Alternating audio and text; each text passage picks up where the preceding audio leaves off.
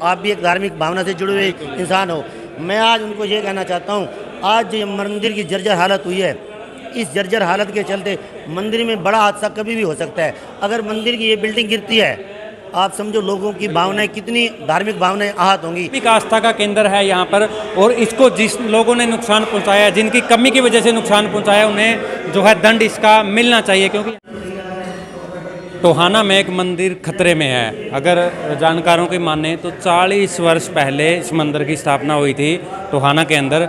और आप देख सकते हैं इस मंदिर के आलीशान जो मंदिर है, इसमें आप देखिए किस प्रकार जो डाटें हैं वो लगाई गई है। चारों तरफ इसके अंदर खतरा नज़र आ रहा है। आप देख सकते हैं शहर के गणमान्य लोग जो इकट्ठे हुए हैं, क्योंकि मंदिर खतरे में है। अगर मंदिर खतरे में है तो हमारे जो शहरवासी है, जो भगतजन यहाँ पर आते हैं, वो भी खतरे में होंगे ही होंगे। क्योंकि जब मंदिर खतरे में, और मंदिर क्यों खतरे में है, आइए आपकी बात करवाएंगे गणमान्य जन लोगों से। और आप देख सकते हैं कि इस प्रकार जो छत है, छत को जो है सपोर्ट दी गई है। इतना बड़ा भवन है।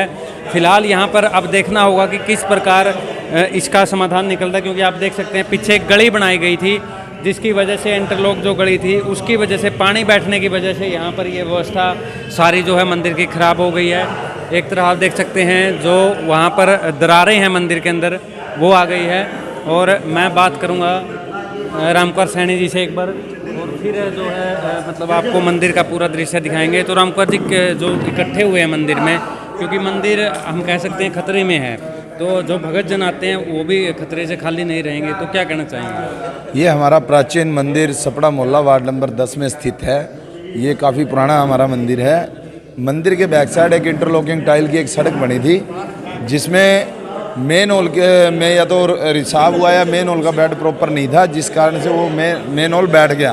बैठने से बरसात के दिनों में जो भी एक गली लंबी है, इस गली में कम से कम भी 15-20 घर हैं। उन घरों का पानी इसी गली से होकर गुजरता है, तो वो सारा पानी जो मंदिर की दीवार में चला गया, जिससे हमारा जो मंदिर है प्राचीन हनुमान मंदिर लगभग 5-6 इंच यानी कि लगभग फुट के करीब ही अंदर नीचे जा चुका और जा रहा है आगे।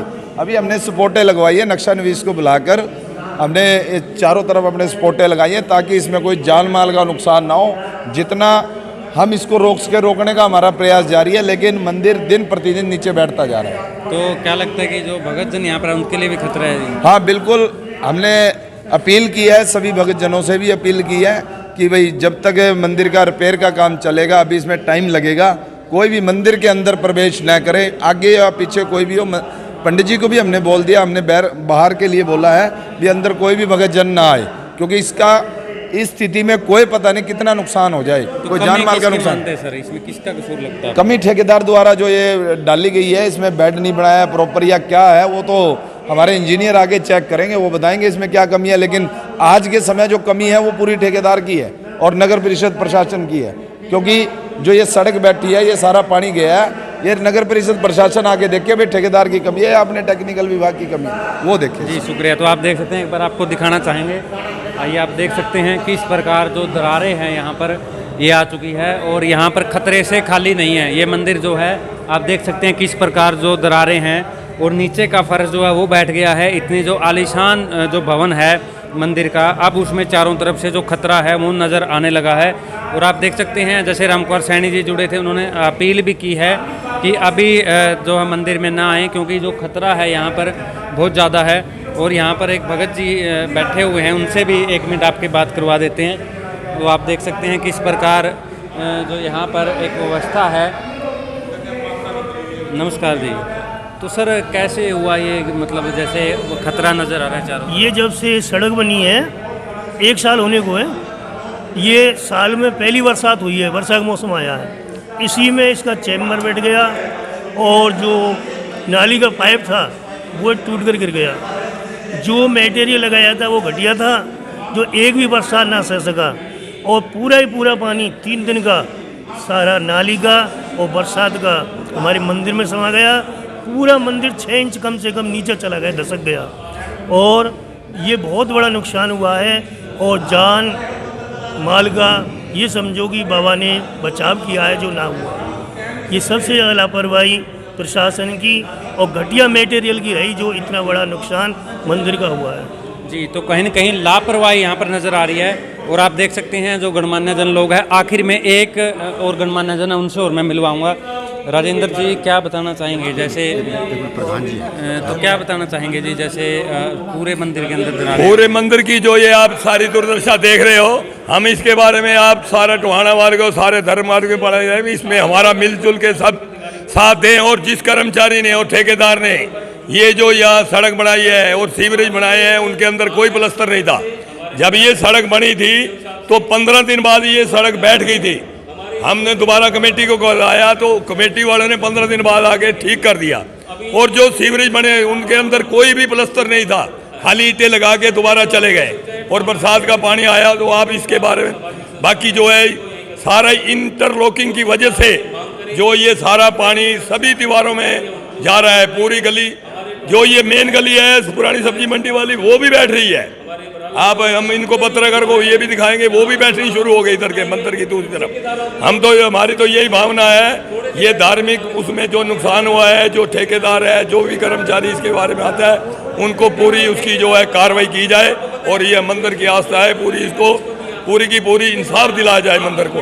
जी दोषियों पर जो है कार्रवाई की जाए। और एक बार फिर बता दें आपको टोहाना का एक प्राचीन मंदिर है और मतलब तो सर क्या बताना चाहेंगे? सुरेंद्र जी देखो, सारे साथियों ने आपके सामने सारा वृत्तांत खोल के रख दिया है। ये प्राचीन हनुमान मंदिर बड़े लंबे समय से यहाँ बना हुआ है। आप ये देखिए, एक ठेकेदार ने मंदिर के बैक साइड इंटरलॉकिंग रोड बनाई है। उसका मेन होल नीचे धंसा है, मेन होल नीचे धंसा है, पाइप टूटी है। उस पाइप का पानी जो बरसाती पानी आया है वो सारा का सारा मंदिर की पिछले। तो सर ये तो सारा देख चुके हैं, तो अब आपका कहना क्या होना चाहिए? अब जो दोषी है मतलब किस प्रकार? देखो सुरेंद्र जी, मैं आपके माध्यम से एक बात कहना चाहता हूँ। सबसे पहले जिन ठेकेदारों ने ये सड़क बनाई है उनके खिलाफ कानूनी कार्रवाई हो। अगर वो दोषी हैं तो उनके खिलाफ कानूनी कार्रवाई होनी चाहिए। जिन प्रशासनिक अधिकारियों ने बिल पास किए हैं उनकी भी कहीं अगर इसमें लापरवाही है, इसमें अगर भ्रष्टाचार हुआ है, उस भ्रष्टाचार को उजागर करते हुए उन दोषियों के खिलाफ भी कानूनी कार्रवाई की हम मांग करते हैं। और इसके साथ साथ आज मैं आपके माध्यम से, आप भी एक धार्मिक भावना से जुड़े हुए इंसान हो, मैं आज उनको ये कहना चाहता हूँ, आज ये मंदिर की जर्जर हालत हुई है, इस जर्जर हालत के चलते मंदिर में बड़ा हादसा कभी भी हो सकता है। अगर मंदिर की ये बिल्डिंग गिरती है, आप समझो लोगों की भावनाएं, कितनी धार्मिक भावनाएं आहत होंगी। मैं आज आपके माध्यम से प्रशासनिक अधिकारियों को, ठेकेदारों को और सब इसके साथ साथ जितने भी हमारे शासन के लोग हैं उनको भी एक रिक्वेस्ट करता हूं, निवेदन करता हूं कि आप इसकी तरफ हमारी धार्मिक भावनाओं को देखते हुए इस मामले को गंभीरतापूर्वक समझते हुए इसे तुरंत प्रभाव से ठीक भी करवाएं। और जो दोषी हैं जिन्होंने इसमें भ्रष्टाचार किया है उनके खिलाफ कानूनी कार्रवाई भी हो। जी कानूनी कार्रवाई की मांग की गई है क्योंकि धार्मिक आस्था का केंद्र है यहाँ पर। और इसको जिस लोगों ने नुकसान पहुँचाया, जिनकी कमी की वजह से नुकसान पहुँचाया, उन्हें जो है दंड इसका मिलना चाहिए। क्योंकि यहाँ पर हज़ारों लोग आते हैं, यहाँ पर भगत जन आते हैं। अगर कोई बड़ा हादसा हो जाता तो कितना बड़ा जो नुकसान है उसकी भरपाई जान की कौन पड़ रहा। फिलहाल जुड़े रहें TBN न्यूज़ के।